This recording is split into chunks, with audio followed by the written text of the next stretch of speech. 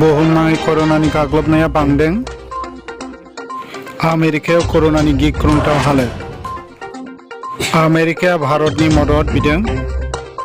आमेरिकाया भारतनिफ्राय हाइड्र'क्सिक्ल'र'कुइन मदद बिदों।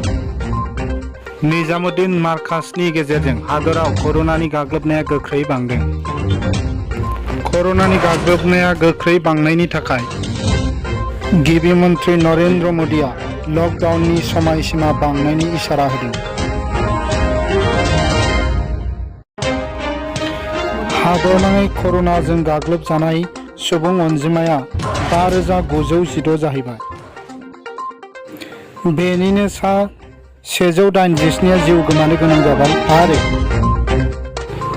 सा 552 सुबुंखौ फाहामनो हानाय जाबाय।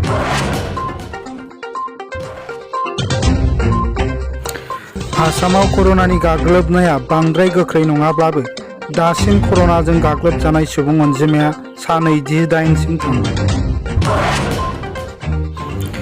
21 सान लकडाउननि समा 14 एप्रिलाव जोबनो गोनांमोनब्लाबो हादराव लकडाउननि समायसीमा बांनायनि इंगित मोननाय जादों। फैगौ 11 एप्रिलाव भिडिअ कनफारेन्सनि गेजेरजों प्राइम मिनिस्टार नरेन्द्र मोदीआ हादरनि गाहाय मन्थ्रिफोरजों सावरायलायनानै बेखौ थिरांथा लानाय जादों।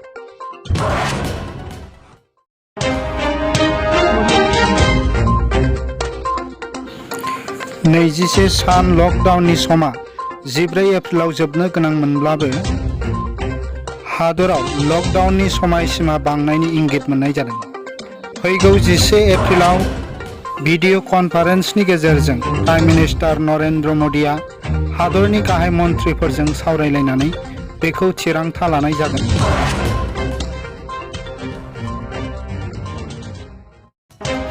हादराव कर'नानि गाग्लोबनाया खमायैनि थाखाय स्कुल कलेजआ 15 मेसिम सिगाङै गरम बन्द जानो हागौ। हादराव कर'नानि गाग्लोबनाया खमायैनि थाखाय स्कुल कलेजआ 15 मेसिम सिगाङै गरम बन्द जानो हागौ। मुंख्लं खाम्फानि सायाव गाखोनानै भिडिअ दैखांनाय। बे नुथाया जोंनो मा फोरमायदों?